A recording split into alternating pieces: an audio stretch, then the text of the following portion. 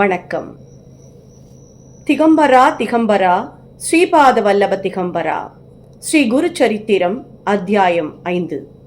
நாமதாரகா, தர்மத்தையும் நல்லவர்களையும் காப்பாற்ற, தீயவர்களையும் தீயவைகளையும் ஒழிக்க பகவான் இந்த கலியுகத்தில் மானிட ரூபத்தில் அவதரித்தார்.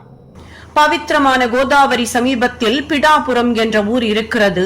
அங்கு ஆபஸ்தம்ப பிரிவை சேர்ந்த பிராமணர்களான அப்பலராஜா, சுமதி என்ற தம்பதிகள் இருந்தார்கள். அவர்கள் தத்தாத்திரேயரின் பக்தர்கள். அந்த அம்மையார் மிக உன்னதமான பதிவிரதை. அவர்களுக்கு நிறைய பிள்ளைகள் பிறந்தார்கள். அவர்கள் எல்லோரும் இறந்து 2 பேர் மட்டும் உயிருடன் இருந்தார்கள். அவர்களில் ஒருவன் குருடன், மற்றொருவன் முடவன். ஆனாலும் அவர்கள் கவலைப்படாமல் தினமும் தங்கள் வீட்டிற்கு வரும் யாசகர்களை தத்த ரூபமாக நினைத்து பிச்சை அளிப்பார்கள். ஒரு அமாவாசை என்று அவர்கள் பெரியோர்களுக்கு சிரார்த்தம் செய்ய பிராமணர்களை அழைத்து வேண்டிய கர்மாக்களை செய்து கொண்டிருந்தார்கள். அப்பொழுது தத்தாத்திரேயர் ஒரு பிராமணர் வேடத்தில் அவர்கள் வீட்டிற்கு வந்து பிச்சை கேட்டார். சாதாரணமாக பெரியோர்களுக்கு சிரார்த்தம் செய்யும் பொழுது வந்திருக்கும் அதிதிகள் உண்ட பிறகுதான் மற்றவர்கள் சாப்பிட வேண்டும் என்ற நியதி.